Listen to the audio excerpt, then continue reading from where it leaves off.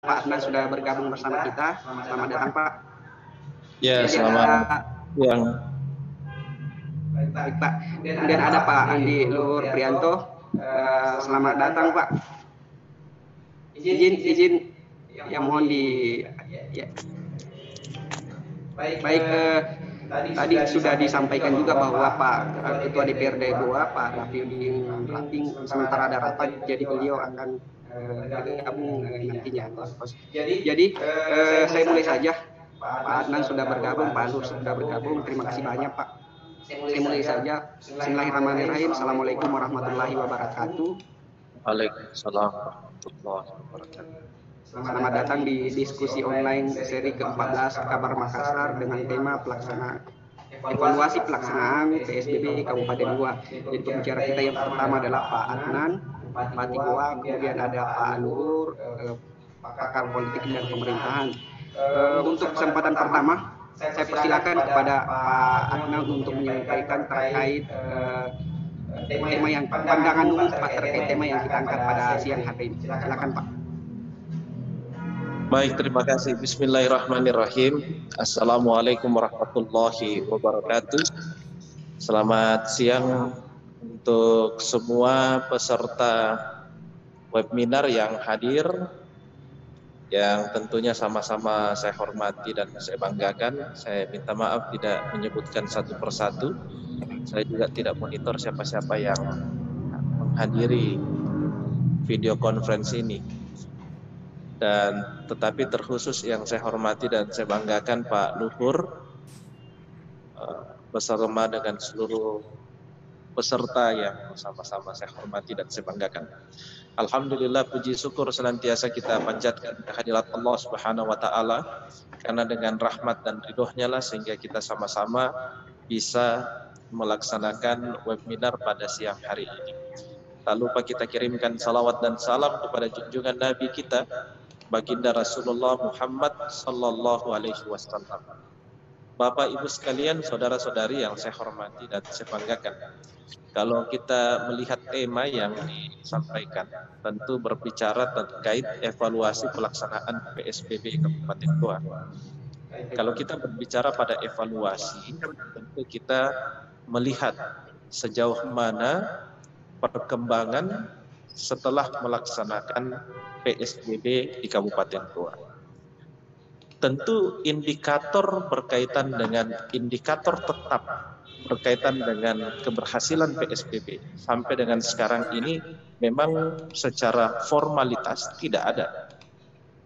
Tetapi yang ingin saya katakan adalah kalau kita mau melihat indikator keberhasilan pelaksanaan PSBB, maka tentu yang kita lihat adalah bagaimana tingkat kesadaran masyarakatnya itu sendiri.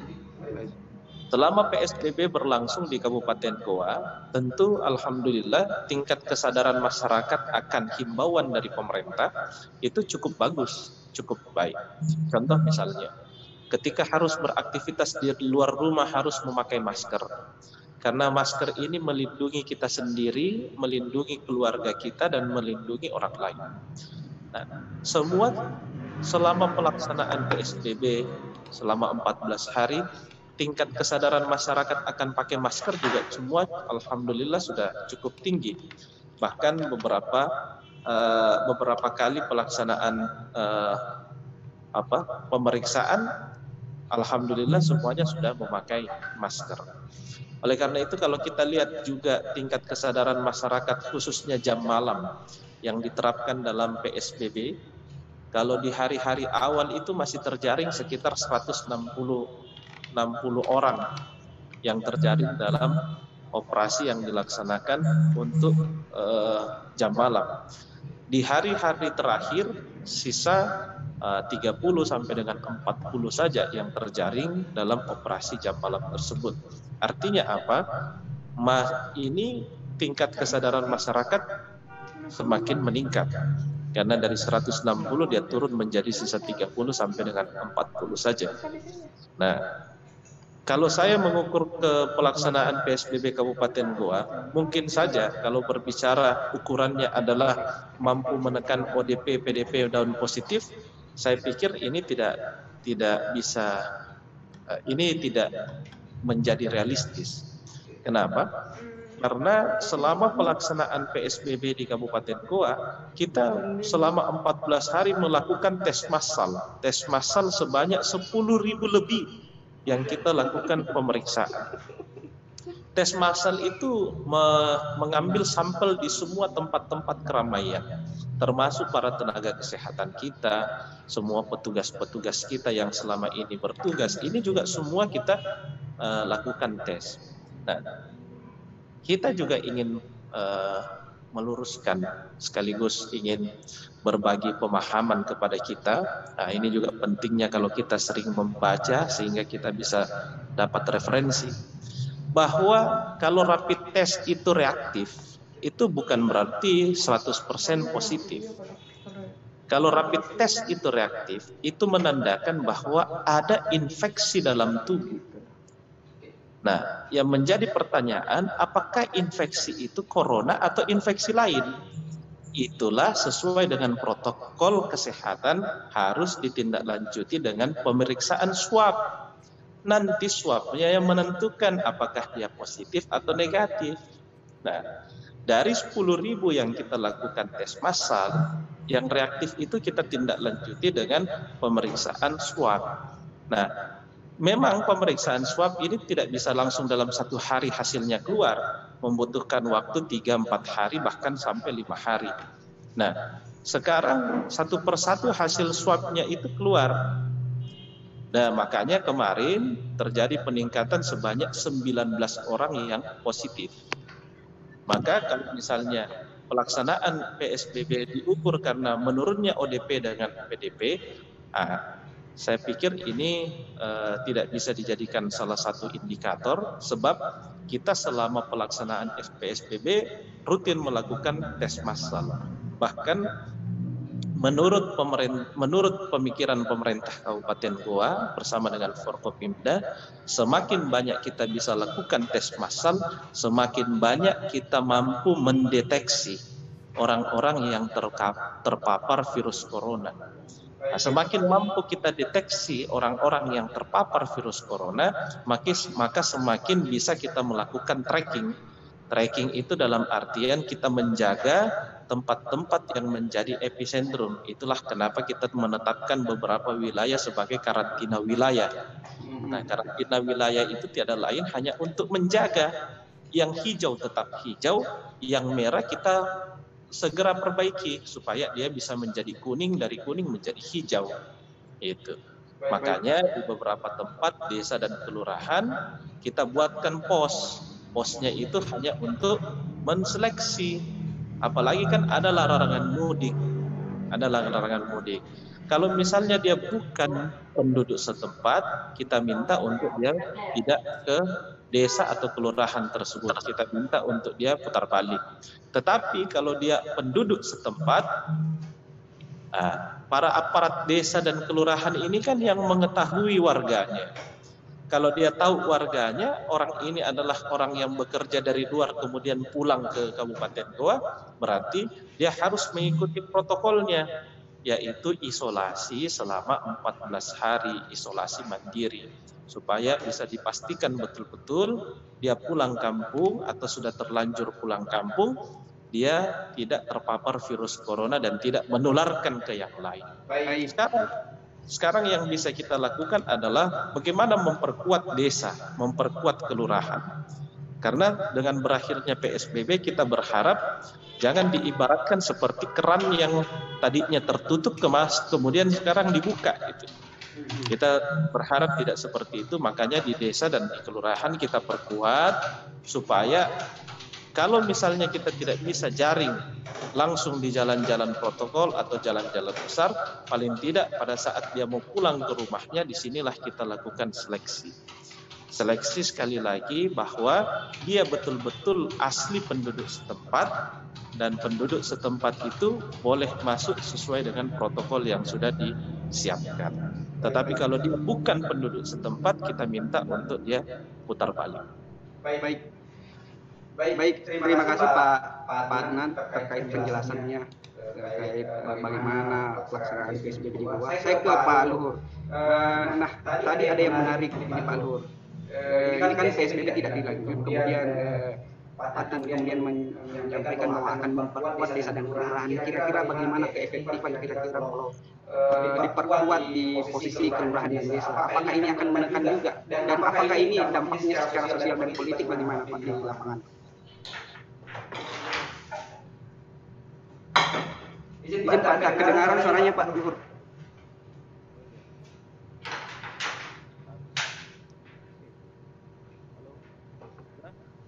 Ya.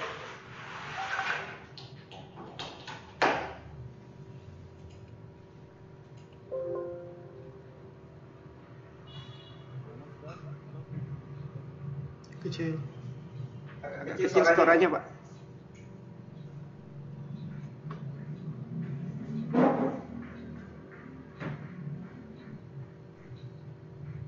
Halo. Ya. Silakan Pak, silakan. Terima kasih Pak Sofyan atas sumbangannya.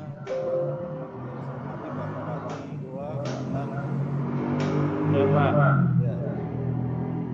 Lagi Pak Bupati, Bapak peserta diskusi yang saya hormati. Assalamualaikum warahmatullahi wabarakatuh. Selamat siang. Tadi sebenarnya kalau kita dengar ya eksplorasi yang disampaikan Pak Bupati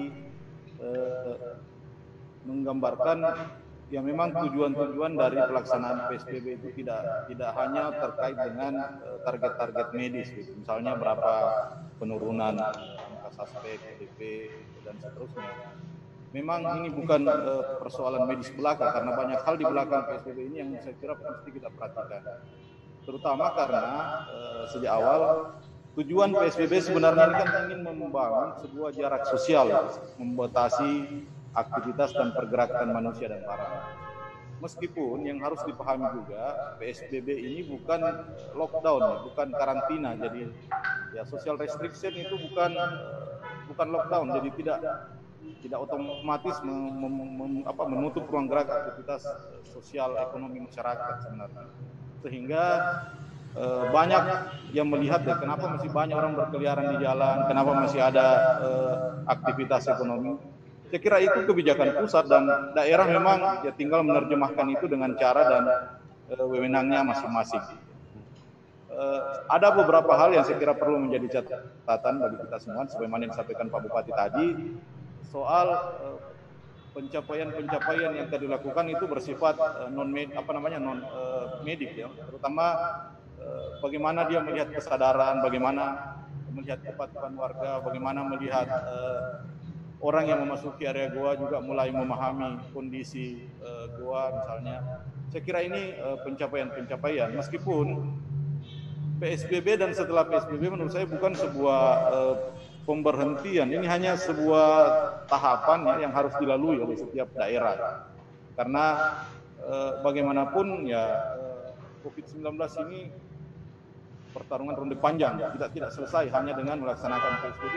Tidak ada daerah yang sukses PSBB-nya kalau hanya mengukur tingkat akumulasi tingkat ya, secara medis misalnya jumlah penderita suspek, PDP dan PDP dan seterusnya.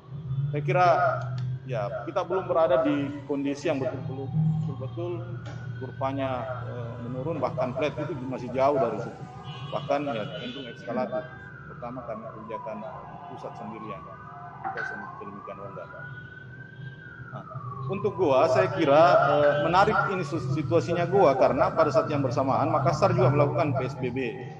Meski sejak awal ya saya juga sependapat banyak pihak bahwa idealnya memang pemerintah Provinsi Sulawesi Selatan mengambil inisiatif menjalankan fungsi koordinasi sinergi untuk ya apalagi ini kan kita punya konsep Meminasata, kita punya konsep ya pengembangan kawasan itu. Harusnya Maros, Makassar, Goa ini berada dalam satu kebijakan ya yang sama di soal penanganan pandemi COVID-19. Tapi ini kan tidak dikoordinasi dengan baik saya lihat, sehingga masing-masing daerah punya mengambil inisiatifnya sendiri-sendiri dan tidak didukung dengan cara-cara yang sama. Sementara mobilitas dan pergerakan manusia dan barang, orang dan ya jasa, barang dan jasa juga, saya kira orang dan barang itu sangat intensif di tiga daerah ini. Daerah ini sudah menjadi ya, Indonesia ini dan kita ketahui menjadi daerah yang pertumbuhan penderita pada saat di luar Jawa di Jakarta. Ini saya kira membuat kita memang harus semakin waspada. Goa telah melaksanakan PSBB tentu dengan kekurangan dan kelebihan. Ada pencapaian yang dicapai, tapi saya kira ada juga problem-problem yang harus segera dilanjutkan pada masa setelah PSBB. Yang pertama, setidaknya Pak Bupati sudah punya peta, sudah punya zonasi daerah-daerah yang mana yang merah, yang mana yang kuning, yang mana yang hijau. Saya kira sudah ada yang mana, misalnya Kecamatan Somba-Opu yang karakteristik perkotaan itu menjadi sentrum misalnya. Di sini pusatnya terjadi suspek. Kita hanya butuh nanti bagaimana penanganan selanjutnya setelah tidak berlaku PSBB dari pemerintah Kabupaten Goa. Tentu penanganan yang lebih intensif ya, perlu diambil karena ya kita tidak berharap Goa ini akan menikmati limpahan dari Makassar misalnya, penderita yang begitu besar dari Makassar yang juga tidak terkendali. Langkah-langkah penanganan medis dan non medis harus dibarengi dengan secara bersamaan. Terutama ya saya selalu bilang warga yang terdampak juga harus menjadi perhatian pemerintah. Ya bersyukur Goa ada waktu kemarin memperbaiki data dan itu ya, relatif kalau kita bicara soal distribusi bantuan di Goa relatif mungkin bermasalah juga, tapi tidak sama dengan yang dialami daerah lain yang lebih parah. Setidaknya itu kalau ingin kita melihat pencapaian-pencapaian. Bahwa selanjutnya Goa juga itu betul disebut Bupati tadi, Goa punya modal sosial yang berbeda dengan daerah lain. Jauh sebelum ada PSBB sudah ada inisiatif lokal bagi warga Goa di tingkat desa, di tingkat bahkan di klaster perumahan untuk membuat karantina dan karantina parsial atau PSBB parsial. Itu sangat membantu dan itu menjadi modal sosial sebenarnya bagi pemerintah untuk melanjutkan ya tindakan setelah PSBB ini. Bagaimana nanti setelah PSBB mengatur soal protokol kesehatan? Sementara sudah tidak ada instrumen negara yang ada di sana. Menurut saya ini harus segera ditindaklanjuti. Misalnya apakah ada perbub soal protokol kesehatan yang menjadi tindak lanjut dari pelaksanaan perbub soal yang melanjutkan perbub soal PSBB. Ini yang kita tunggu. Tapi saya berharap sekali Pak Bupati dan jajaran memanfaatkan organ-organ dan para pihak yang selama ini memang punya concern di bidang kesehatan. Saya kira Goa juga itu terkenal dengan forum kabupaten sehatnya. Itu punya struktur yang lengkap. Ini nanti akan bisa membantu dan bisa bekerja mensukseskan ya langkah-langkah setelah PSBB. Karena ya kita tidak berharap tindakan-tindakan yang seperti kemarin. Kita tidak bisa lagi menurunkan aparat misalnya karena ini sudah bukan situasi yang ada dalam regulasi yang diatur. Saya kira itu tantangan kita, pertama menjalankan ya aktivitas setelah pelaksanaan PSBB ini. Seperti itu kira-kira Pak Sofian untuk sementara. Baik, terima kasih Pak Nur. Saya ke Pak Bupati. Nah ini ada yang menarik Pak. Ini kan setelah pasca misalnya pelaksanaan PSBB, apa yang akan dilakukan oleh Goa? Terima kasih. Tentu masukan dari Pak Luhur sangat baik sekali ya untuk pemerintah Kabupaten Goa. Nanti akan kami kaji berkaitan dengan pembuatan perbub tersebut.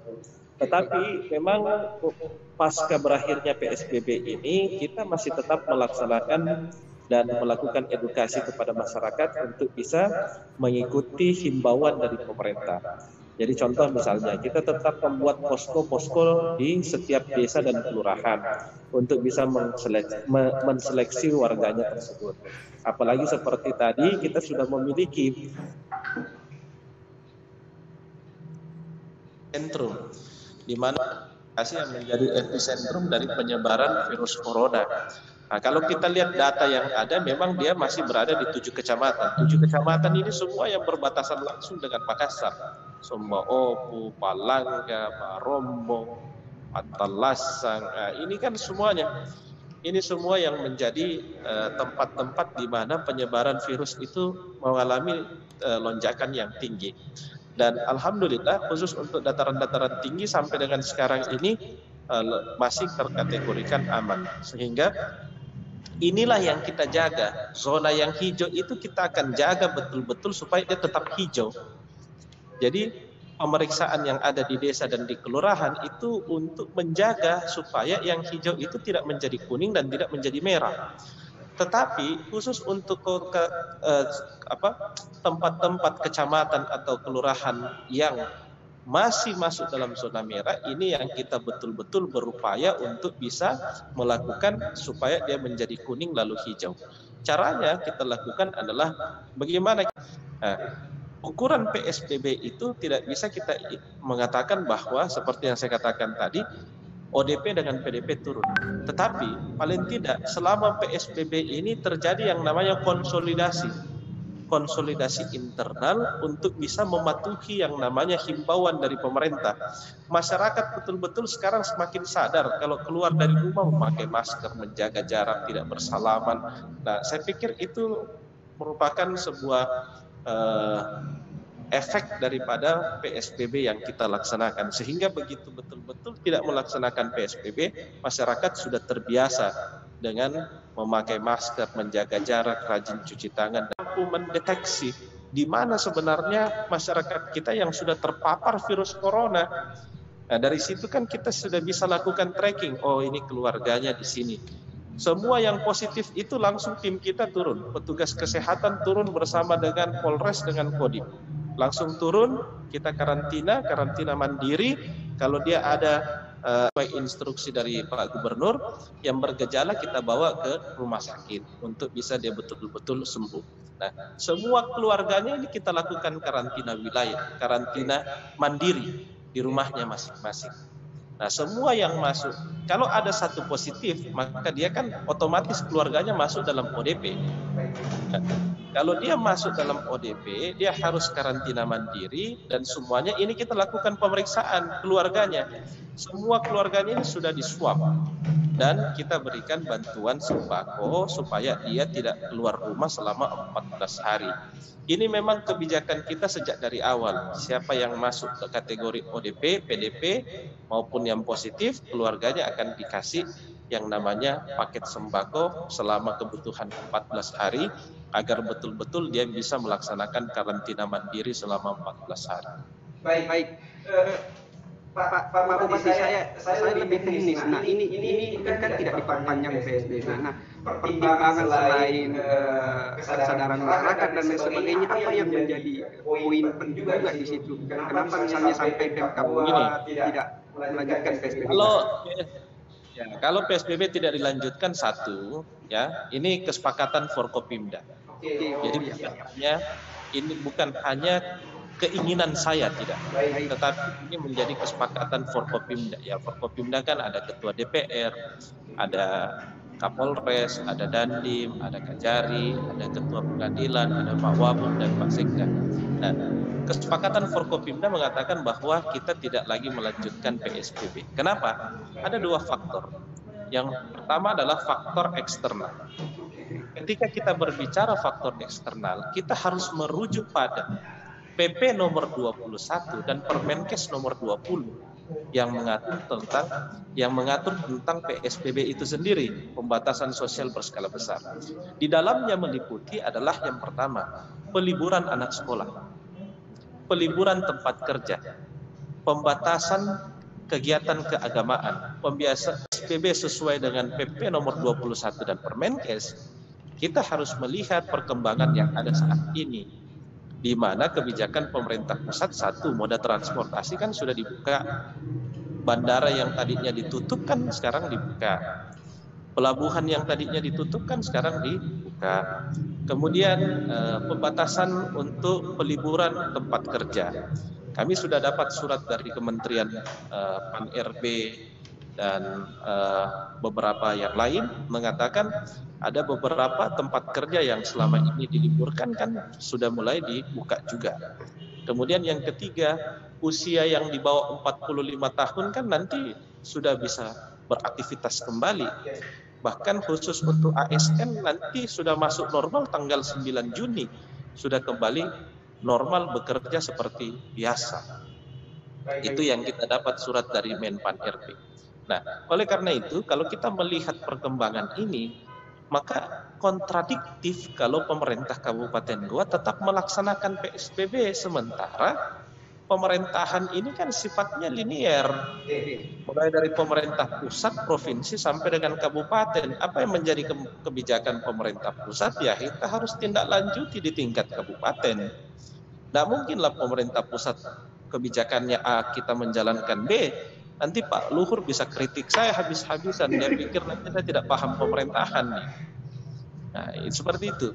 Nah, kemudian faktor eksternal lainnya, kita lihat sendiri Makassar sudah mengumumkan bahwa tidak memperpanjang PSBB, dan PSBB Makassar berakhir pada tanggal, sementara Goa masih melanjutkan PSBB. Iya kan? Ini tentu menjadi kontradiktif secara keseluruhan. Maka kita tidak bisa hanya melihat dari satu sisi saja. Itulah selalu saya katakan bahwa pemerintah di dalam mengambil kebijakan itu tentu melihat semua sisi dan melihat seluruh aspek yang ada. Tidak bisa kita hanya melihat secara parsial saja. Nah, yang kedua berkaitan dengan masalah internal, faktor internal. Faktor internal yang saya maksud adalah kita kan sudah ketahui bersama sebelum menerapkan PSBB harus menyiapkan yang namanya jaring pengaman sosial atau social safety net. Nah, jaring pengaman sosial ini yang harus kita siapkan dalam kapasitas yang sangat banyak, cukup banyak gitu. Nah, untuk menyiapkan dalam waktu dekat, tidak ada tempat yang mampu menyiapkan dalam waktu dekat sebanyak itu. Jadi tidak akan mungkin kita melanjutkan PSBB tanpa kita siapkan jaring pengaman sosialnya dulu. Itu tempat-tempat yang selama ini menjadi apa kita melakukan penundaan PSBB Kabupaten Goa. Itu karena jaring pengaman sosialnya belum terdistribusi. Sehingga yang kita inginkan adalah terdistribusi dulu semua bantuan jaring pengaman sosial, baru kita terapkan PSBB. Nah, untuk dan yang paling terakhir, ya tentu kita berbicara kecukupan anggaran, kemampuan keuangan kita. Kalau kita mengandalkan, sekali lagi saya katakan, melaksanakan PSBB Kabupaten Goa kemarin, sekali yang harus dipotong. Melaksanakan PSBB jilid pertama saja, itu pemotongan anggaran setiap SKPD itu sudah 50 sampai dengan 75% pemotongannya. Jadi kalau kita mau laksanakan lagi, habis betul nanti anggarannya, tidak ada lagi untuk dipakai berkegiatan di wilayah Kabupaten Goa ini. Nah, itulah yang menjadi pertimbangan. Sehingga kita tidak jelas. Nah, kira-kira hal apa lagi yang perlu dipersiapkan oleh Pemkab Goa setelah pasca tidak diputuskan yang tidak dilanjutkan PSBB, Pak? Ya, saya kira penjelasan Pak Bupati tadi sudah jelas, sudah menggambarkan langkah-langkah yang menjadi dasar kenapa tidak harus. Dan dalam situasi seperti sekarang, memang kita tinggal menunggu tindakan-tindakan dari pemerintah Kabupaten Goa dalam aksi-aksi pencegahan dan tindakan preventif dan kuratif sekaligus bersamaan. Kita juga tidak cukup mengandalkan preventif lagi, karena ini kita sudah mengalami ini situasi di sentrum ini. Jadi yang penting juga bagi saya bagaimana koordinasi Goa dengan Makassar selanjutnya. Itu penting karena itu tadi pergerakan orang itu dengan antara Goa dengan Makassar kan sangat mobile itu manusia. Bekerja dari Goa misalnya ke Makassar itu sangat besar jumlahnya, dan kalau Goa misalnya membuat tindakan-tindakan yang kemudian berbeda dengan yang terjadi di Makassar, itu akan menyulitkan secara psikologis bagi warga Goa untuk mematuhi dan membangkitkan kesadarannya, karena pada situasi misalnya di luar Goa, hal-hal yang misalnya dilarang di Goa ternyata boleh dilakukan di tempat lain atau di Makassar. Ini saya kira penting untuk dibicarakan, dan fungsinya lah pemerintah provinsi mengambil alih peran-peran seperti ini, karena ini koordinasi antar wilayah harusnya dilakukan. Nah, kita menunggu tindakan-tindakan yang lebih aplikatif ya terkait dengan tindakan pasca PSBB ini.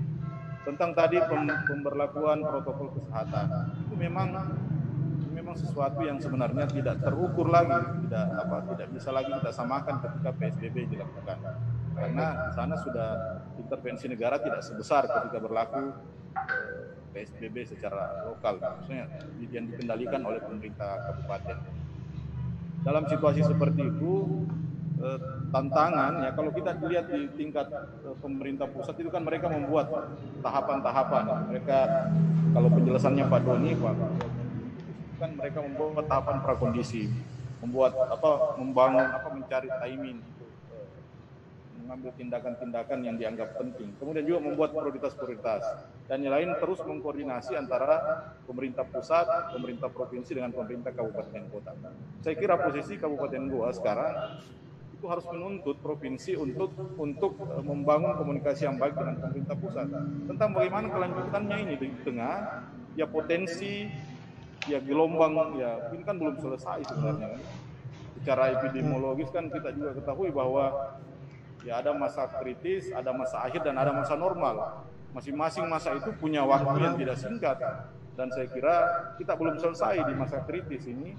Sehingga kalau tidak ada PSBB, apakah memang perhitungan-perhitungan dan relaksasi yang dilakukan oleh pemerintah pusat itu telah memperhitungkan kepentingan dan kemampuan daerah untuk menjaga ya wilayahnya sekaligus warganya tidak terkontaminasi dan tidak terpapar dengan situasi pandemi seperti ini. Di sini sebenarnya tantangannya pemerintah daerah karena itu tadi tidak semua keinginannya itu sinergis dengan kebijakan di level pemerintah pusat. Dan itu betul-betul memberatkan mereka. Bukan hanya Goa, saya kira semua daerah juga mengalami hal yang sama. Baik yang ketat, tapi di sisi lain ada pertimbangan non-medis, ada pertimbangan sosial ekonomi, juga mengancam keberlangsungan kehidupan di sebuah wilayah. Dan itu menjadi bahan pertimbangan. Baik.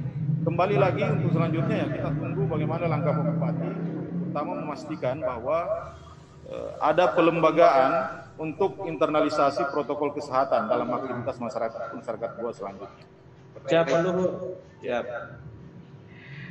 Baik, terima kasih Pak Luhur. Saya ke Pak Adnan, satu pertanyaan Pak sebelum kita buka sesi kedua. Nah ini kan kurang lebih seminggu lagi Pak pelaksanaan salat Idul Fitri. Nah bagaimana ramuan dari Pemkab Goa untuk menghadapi salat Idul Fitri ini Pak? Apakah misalnya tetap akan dilaksanakan, kemudian apakah tetap di satu wilayah, kemudian bagaimana Pak terkait ini? Silakan. Ya kan begini, seperti yang saya katakan tadi. Pemerintahan ini kan sifatnya linier. Ya, pemerintah Kabupaten Goa mengacu pada surat edaran dari Menteri Agama dan fatwa dari MUI. Selama fatwa MUI mengatakan sholat di rumah, kita ikut pada itu. Kenapa? Karena sekali lagi MUI itu kan terdiri bukan orang per orang. MUI itu adalah majelis. Majelis itu adalah perkumpulan ulama. Perkumpulan ulama itu berarti bahwa mereka adalah ahli, para penghafal Al-Quran, para penghafal hadis, para penghafal pokoknya mereka ahli gitu. Nah, oleh karena itu kalau mereka sudah mengeluarkan fatwa tentu sudah melalui pertimbangan yang cukup matang. Jadi saya berharap pemerintah Kabupaten Goa dan masyarakatnya ikut apa yang menjadi himbauan pemerintah dan juga Majelis Ulama Indonesia. Baik. Terima kasih Pak Adnan. Saya ke teman-teman, saya persilahkan jika ada yang ingin memberikan pertanyaan, sanggahan atau ini terkait tema yang kita angkat pada siang hari ini. Saya persilahkan Pak. Baik, Pak Firdaus, silakan Pak. Oke, Assalamualaikum warahmatullahi wabarakatuh. Ya, tapi mungkin langsung saja pertanyaannya mungkin untuk Pak Bupati Goa, Pak Adnan. Tadi kan disampaikan bahwa kasih aktif dulu kameranya. Saya Pak Bupati kan tadi disampaikan bahwa ada faktor eksternal dan internal yang menjadi pertimbangan sehingga pemerintah Kabupaten Goa memutuskan untuk tidak melanjutkan PSBB, dan salah satu faktor internalnya yang menjadi pertimbangan yaitu masalah anggaran yang dibutuhkan untuk sekali pelaksanaan PSBB itu sangat besar. Berapa sih Pak yang dihabiskan anggaran untuk PSBB tahap pertama kemarin di Kabupaten Goa? Ini kayak COVID gini, harus warna gambar. Kemudian untuk Pak Luhur, kan ini Makassar dengan Goa kan bersamaan Pak PSBB-nya. Kira-kira kalau Bapak melihat dari sisi kebijakan dan sisi penerapan aturan pemerintahannya, seperti apa sih Pak antara PSBB Makassar dengan PSBB Goa ini? Maksudnya yang kasarnya lebih baik yang mana begitu Pak kalau kita lihat implementasinya dari PSBB ini. Mungkin itu saja Pak, terima kasih. Ya. Baik, terima kasih Pak Firdaus. Saya ke teman yang lain. Silakan Pak, jika ada yang ingin menyampaikan pandangan atau pertanyaan, silakan. Baik, kalau tidak ada, saya langsung ke Pak Bupati dulu. Terkait pertanyaan tadi Pak, terkait ini agak sulit sebenarnya terkait anggaran Pak. Nah, bagaimana Pak? Ya, saya juga matikan kamera saya karena yang bertanya matikan kamera.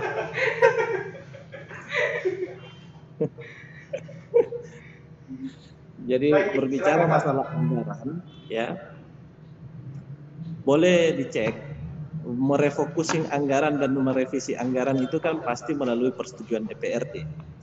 Dan semua pencairan anggaran yang dilakukan selama penanganan COVID, kebijakan saya itu harus direview oleh Inspektorat, direview oleh Kejaksaan, dan direview oleh BPKP.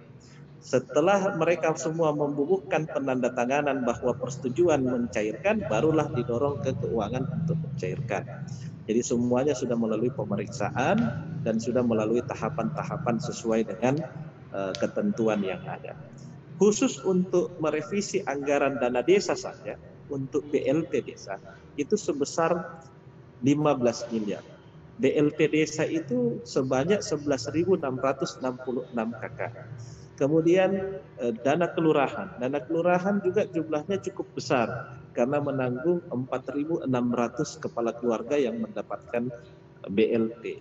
Lalu ditambah lagi dengan sembako yang kita siapkan sebanyak 15 miliar. 15 miliar itu untuk kebutuhan sekitar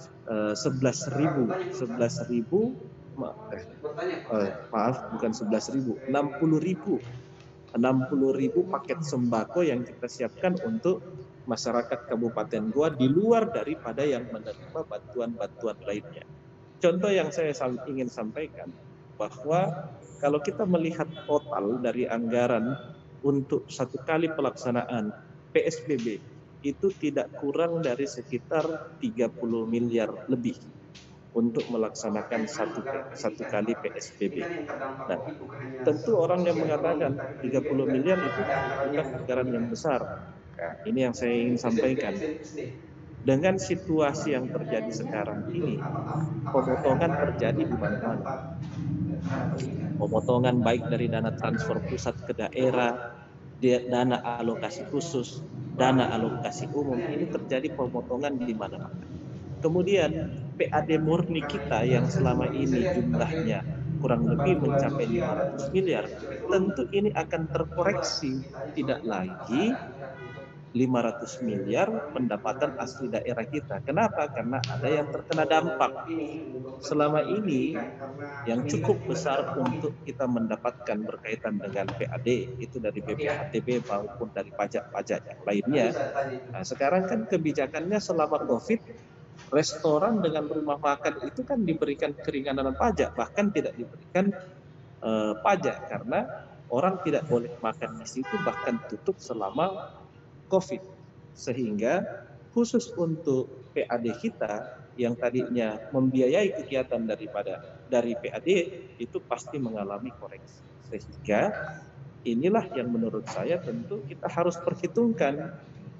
Bahkan sekarang ini kalau kita hitung ini baru bulan Mei, belum setengah dari tahun 2020, masih panjang ini yang harus dibiayai ke depan dan masih banyak yang perlu dibiayai ke depan. Jadi kalau kita hanya mengkonsentrasikan, menghabiskan energi hanya untuk PSBB di bulan 5, bagaimana kita berpikir untuk bulan Juni, Juli, Agustus, September sampai dengan bulan Desember? Itu sehingga inilah yang menjadi pertimbangan saya. Kalau begitu kita tidak lanjutkan, sehingga kita masih punya nafas untuk bulan-bulan selanjutnya, kira-kira begitu ya. Ya, terima kasih. Baik. Saya lanjutkan lagi kameranya. Terima kasih. Terima kasih Pak. penjelasan tadi sangat sangat jelas tadi terkait pertanyaannya. Kemudian saya ke Pak Lur. Nah, ini bagaimana ini Pak Lur? Melihatnya secara implementasi katanya bagaimana implementasi gua dengan Makassar ini. Silakan Pak. Ya, kalau pengamat itu kan gampang cari persoalannya. Saya kira terutama kita yang beraktivitas di dua daerah ini secara bersamaan, itu kita punya pengalaman personal ya, sesuatu yang bisa kita bandingkan secara langsung sebenarnya. Tapi ada yang saya mau bilang, kondisi sosial politik gua dengan Makassar itu berbeda. Makassar itu situasi pemerintahan transisi, daya legitimasi legitimasi kepemimpinan pemerintahan itu sangat lemah di Makassar, sehingga ya wajar kalau dalam delivery kebijakan dalam membuat aturan dan melaksanakan masih banyak persoalan-persoalan tidak sinergis, banyak yang punya gerakan tambahan misalnya tindakan, ya itulah yang dialami Makassar. Dan yang menyulitkan juga karena intervensi, ya bukan intervensi, ya apa sih namanya, kayak pemerintah provinsi juga sampai taktis operasional juga terlibat dalam dan ini perwali ini juga masalahnya. Kalau di Goa ya relatif stabilitas sosial politik kan terjamin, banyak DPRD dengan bupati bisa bermitra dengan baik. Kalau di Makassar kan hampir tidak ada DPRD yang senang dengan kepemimpinan, terutama yang lalu ya, yang Pak Iqbal. Jadi bagaimana mau bagus jalannya? Begitu pula di soal distribusi bantuan, banyak sekali persoalan-persoalan yang dihadapi. Nah sekarang Makassar hampir selesai PSBB juga banyak masalah. Ada 3 OPD di sana yang kewalahan mengelola anggaran. Dinas Sosial, kemudian BPBD, Dinas Kesehatan, itu juga masih mereka ini tidak punya, masih memiliki, ya belum optimal lah mendistribusi bantuan, karena memang kalau sudah ini saya kasih dari pusat provinsi yang harus disinkronisasi, sehingga dalam praktek ada tentu berbeda. Kalau mana yang lebih bagus, yaitu pengalaman kita masih soal-soal itu. Ada yang merasa Goa lebih keras, ada yang merasa Makassar sangat longgar. Saya bilang yang begitu soal kreativitas, itu soal inisiatif masing-masing pemimpin daerahnya dan kemampuannya berkoordinasi dengan para pihak yang mengambil tindakan-tindakan dalam menegakkan aturan PSBB. PSBB juga kalau dibiarkan terlalu longgar kan bagaimana, apa gunanya? Kalau hanya orang boleh bersama, tidak ada aturan, dan orang yang tidak melewati perbatasan Goa itu memang merasa tidak ada PSBB di Makassar, bos. Itu juga pengalaman teman-teman, dan itu disampaikan teman-teman yang lain. Ini bukan hasil riset, tapi setidaknya menggambarkan kalau orang yang berputar-putar di dalam kota hampir tidak ada perbedaan, dan hanya saja ya tidak ada layanan, tidak ada aktivitas usaha yang masif seperti ketika situasi normal. Saya kira begitu, bahwa di Goa juga saya lihat kritik-kritik di media sosial banyak juga, bahwa di Goa juga tetap ramai layanan perbankan. Ya, ini permulaan. Tidak ada role model tentang PSBB yang paling sukses. Tidak ada. Kita sekarang ini mencari bentuk, berusaha melembagakan praktek-praktek baik yang terjadi sekarang ini. Ya, mudah-mudahan dengan cara begitu kita bisa belajar bahwa itu tidak mudah mengendalikan, tidak mudah membangun kesadaran. Pendekatan kita tidak harus ada kombinasi antara kekerasan dengan juga kelembutan itu.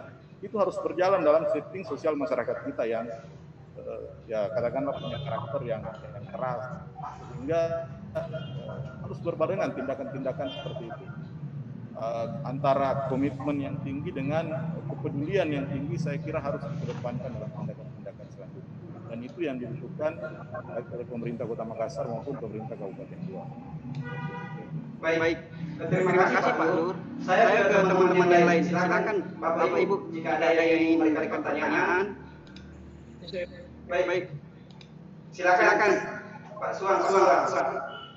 Iya. Ya, terima kasih atas kesempatannya. Saya langsung saja ke Pak Bupati Goa, Adnan. Apa yang harus dilakukan untuk menjaga stabilitas ekonomi, sosial, dan keamanan pasca PSBB, Pak? Ya, itu saja saya kira. Baik. Terima kasih Pak Suang. Saya langsung ke Pak Adnan. Silakan Pak terkait dampak sosial ekonomi dan lain sebagainya yang akan dilakukan ke depan Pak. Ya, saya pikir kalau semua berakhirnya PSBB artinya kan aktivitas masyarakat sekarang sudah diperbolehkan kembali normal, namun tetap mengikuti protokol kesehatan. Sehingga dengan sendirinya nanti ekonomi juga akan kembali berakselerasi. Inti dari ekonomi itu kan adalah adanya akselerasi masyarakat. Itulah kenapa kita juga tidak sepenuhnya melakukan refocusing anggaran untuk mengkonsentrasikan pembiayaan pada penanganan COVID, karena kita juga berpikir setelah PSBB ini, setelah ini kan kegiatan-kegiatan pemerintahan juga harus tetap berjalan. Kemudian kegiatan-kegiatan maupun pekerjaan-pekerjaan yang ada di pemerintahan ini harus tetap berjalan sehingga muncul kembali akselerasi ekonomi yang ada di Kabupaten Goa.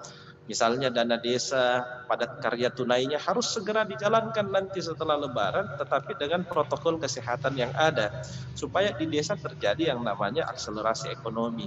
Di kelurahan-kelurahan ini, program-program pemerintah Kabupaten Goa sudah harus jalan setelah Lebaran, supaya itu juga terjadi akselerasi di kelurahan, di wilayah Kabupaten Goa, sehingga pemulihan ekonomi kita bisa cepat bisa kembali. Dan masyarakat juga bisa beraktivitas normal seperti biasanya, tetapi saya titipkan bahwa tetap harus menjaga protokol kesehatan. Kalau berpikir masalah faktor keamanan, sampai dengan sekarang kan Kabupaten Goa alhamdulillah atas izin Allah aman-aman saja.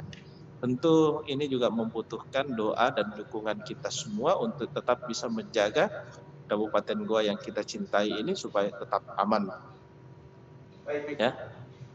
Baik, terima kasih Pak Adnan. Saya ke Pak Luhur. Nah, kira-kira ini Pak, ini kan ada usulan tadi misalnya terkait regulasi dalam bentuk perpu. Nah, apakah misalnya kalau memang Pak Pemkot misalnya dalam hal ini Pak Adnan akan mengeluarkan seperti itu, apakah harus dijelaskan secara detail, baik itu itu pertanyaannya ke Pak Luhur. Nanti saya undang khusus Pak Luhur untuk bisa memberikan saran dan ke Pemda Goa. Ya, kalau saya kira saya ikuti juga perkembangan daerah lain yang hampir selesai PSBB dan memang mereka punya dua tahap. Ya. Kalau Goa satu tahap itu memang karena ya situasi eksternalnya sebenarnya lebih memicu di soal-soal seperti itu. Daerah-daerah sekarang yang masih menjalankan PSBB juga sudah seperti kebingungan karena kebijakan di tingkat pusat juga yang soal relaksasi itu yang sangat membingungkan dalam praktek dan operasi PSBB di lapangan. Jadi apa yang menjadi acuan ketika ada kebijakan setelah PSBB, saya kira tetap di Permenkes. Panduannya kan di Undang-Undang Karantina Kesehatan yang itu diturunkan di Permenkes 21. Ya silahkan saja diikuti, nanti diterjemahkan sesuai dengan regulasi wewenang yang dimiliki oleh pemerintah Kabupaten Goa. Apalagi kan di bidang ini kan ya bersifat konkuren sebenarnya kewenangan. Jadi urusan sehingga itu bisa dilakukan dan itu bisa dibuat kebijakan di tingkat lokal. Saya kira seperti itu gambarannya. Bisa membuat regulasi yang penting yang tidak bertentangan dengan. Siap. Baik, terima kasih Pak Luhur. Saya ke teman-teman silakan jika ada yang ingin memberikan pertanyaan lagi.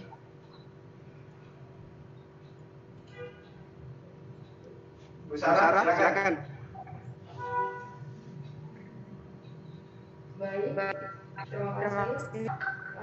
Assalamualaikum warahmatullahi wabarakatuh. Langsung saja menanyakan seperti yang kita ketahui bahwa pandemi COVID-19 ini tentu saja dampak bukan hanya pada musibah, namun dampak pendidikan yang menyatakan bagaimana anggaran atau dana dalam bidang pendidikan dalam pendidikan. Kira cukup. Terima kasih. Baik, terima kasih. Saya silakan ke Pak Adnan, silakan Pak. Terkait anggaran pendidikan karena katanya ini bukan hanya sosial ekonomi yang terdampak Pak, tapi juga misalnya SMP dan SD itu kan kewenangan pemerintah kabupaten. Silakan Pak. Iya, kalau pendidikan kan tidak ada pemotongan sama sekali ya. Memang instruksi dari pemerintah pusat khusus untuk pendidikan dan kesehatan tidak ada pemotongan, tetapi berkaitan dengan peliburan memang masih sampai dengan saat ini. Ya, kita tunggu nanti apa yang menjadi instruksi dari Mendikbud berkaitan dengan pasca Lebaran, apakah sekolah-sekolah sudah diperbolehkan, tetapi menurut saya masih sangat rawan untuk membiarkan anak-anak kita sekolah dengan situasi seperti sekarang ini. Ya, tentu daya tahan tubuh anak-anak berbeda dengan daya tahan tubuh kita, itu sehingga menurut saya nanti akan kita lakukan kajian, tetapi yang jelas untuk anggaran pendidikan tidak ada pemotongan sama sekali. Baik. Pendidikan dan kesehatan tidak ada pemotongan sama sekali. Baik, terima kasih.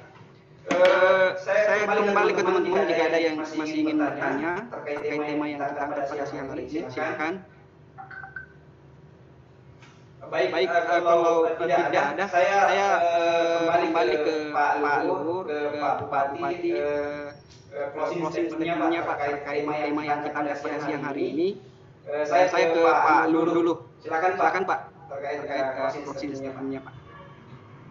Oke, terima kasih Bapak Bupati Goa yang saya hormati, para bapak-bapak peserta, Bapak Ibu peserta diskusi yang saya hormati. Kebijakan PSBB ini bukan tahap akhir dari upaya kita melawan pandemi COVID-19. Ini hanya persinggahan sementara untuk melanjutkan kebijakan yang lebih progresif lagi sebenarnya. Kita berharap kebijakan PSBB kemarin memberikan banyak pelajaran, memberikan banyak gambaran, data, pemetaan bagi pemerintah daerah untuk mengambil tindakan kebijakan selanjutnya di masa pasca PSBB. Sudah ada perhitungan soal zonasi wilayah, yang mana merah, kuning, hijau dan seterusnya. Sudah ada juga saya kira data soal pergerakan atau mobilitas manusia yang susah dikendalikan. Saya kira ini menjadi bahan pertimbangan semua, termasuk juga bagaimana nanti memanfaatkan. Saya mendorong betul di Kabupaten Goa, bagaimana memanfaatkan modal sosial yang dimiliki Kabupaten Goa. Daerah-daerah, desa-desa di dataran tinggi itu tingkat inisiatifnya sangat baik dalam soal menjaga wilayah, terutama di daerah dataran tinggi yang saya dengar. Itu menjadi, saya kira menjadi modal yang baik bagi Pak Bupati dan jajaran untuk melibatkan mereka lebih jauh dalam tindakan pasca PSBB di Kabupaten Goa ini. Nah, di samping tentu pelibatan para pihak yang lain, ada forum kabupaten sehat, forum kecamatan sehat, sampai di tingkat desa saya kira strukturnya, dan kemudian juga ya tetap melibatkan, karena saya kira model seperti ini harus dikeroyok, model pandemi seperti ini harus kolaboratif, sekaligus kita mampu bermain dalam ronde panjang. Tidak bisa kalau hanya langsung kita eskalatif, langsung reaktif, tapi tidak punya perhitungan-perhitungan yang sistematis ke depan. Kita berharap semua langkah-langkah yang diambil oleh pemerintah Kabupaten Goa itu bisa mendapat respon yang baik dari pemerintah, dari masyarakat. Tentu di sana ada dinamika, di sana ada penolakan, di sana ada penerimaan. Tapi kita berharap dalam situasi yang dinamis itu terjadi kemajuan, bahwa dari waktu ke waktu masyarakat juga punya tingkat kesadaran yang semakin baik, bahwa menjaga kesehatan, kebijakan yang diambil pemerintah itu bukan hanya soal pemerintahnya, tapi juga untuk masyarakat secara keseluruhan. Saya kira begitu. Hanya dengan begitu kita bisa berharap berupa menurun bahkan kepalandai penyebaran pandemi COVID-19 ini bisa terjadi di Kabupaten Goa. Saya kira begitu. Mohon maaf kalau ada yang kurang dan lebih, dan terima kasih Pak Bupati, hormat. Terima kasih. Assalamualaikum warahmatullahi wabarakatuh. Baik, saya ke Pak Bupati, silakan Pak closing statement-nya Pak terkait tema yang kita angkat pada siang hari ini Pak. Ya, terima kasih. Saya tentu menyampaikan pertama terima kasih ke Pak Luhur yang sudah memberikan saran dan masukan. Tentu saran dan masukan dari Pak Luhur sangat baik, dan insya Allah akan menjadi referensi yang baik bagi saya bersama dengan jajaran untuk menindaklanjutinya. Kemudian Pak Sofyan, terima kasih sebagai moderator bersama dengan seluruh Bapak Ibu sekalian dan saudara-saudari yang mengikuti webinar pada siang hari ini. Closing statement saya ingin menyampaikan bahwa kondisi ini bisa cepat berakhir kalau muncul kesadaran dan kedisiplinan kita masing-masing. Mari kita mulainya dari diri kita sendiri. dari keluarga kita, dari sahabat-sahabat kita, maupun ke lingkungan kita masing-masing. Karena situasi ini tidak memandang dulu status sosialnya siapa. Tetapi kalau mau ini situasi cepat berakhir, maka dibutuhkan kedisiplinan dan bagaimana kita bisa ikut himbauan dari pemerintah. Paling penting adalah memakai masker, menjaga jarak, tidak berkontak, rajin cuci tangan. Ini semua yang akan memutus penularan COVID-19 di wilayah Kabupaten Goa. Kita sudah sangat rindu ingin berkegiatan seperti biasa. Kita sudah sangat rindu ingin berkumpul dengan sahabat-sahabat. Tetapi semuanya itu tidak akan mungkin bisa terjadi kalau tidak adanya kedisiplinan dari dalam diri kita sendiri. Nah, oleh karena itu mudah-mudahan setelah pasca PSBB ini muncul kedisiplinan dan rasa tanggung jawab dari masyarakat Kabupaten Goa bersama dengan kita semua, sehingga kita sama-sama bisa memutus penularan virus corona di Kabupaten Goa. Yang paling penting adalah virus corona ini, yang paling terpenting adalah virus corona ini bisa hilang kalau kita sama-sama bekerja sama kompak untuk memutus penularan. Oleh karena itu mudah-mudahan insya Allah ke depan masyarakat Kabupaten Goa bisa betul-betul bekerja sama untuk bisa memutus penularan virus corona di wilayah Kabupaten Goa. Terima kasih. Assalamualaikum warahmatullahi wabarakatuh. Baik, terima kasih. Sekali lagi terima kasih Pak Bupati Goa, Pak Agus Prianto dan teman-teman yang sudah berpartisipasi pada diskusi siang hari ini. Terima kasih banyak. Saya akhiri diskusi kita. Wabillahi taufiq wal hidayah. Assalamualaikum warahmatullahi wabarakatuh. Sekali lagi terima kasih Pak Adnan, terima kasih banyak. Terima kasih banyak Pak, teman-teman lain. Kami mengucapkan dan tim kerja mengucapkan banyak terima kasih Pak.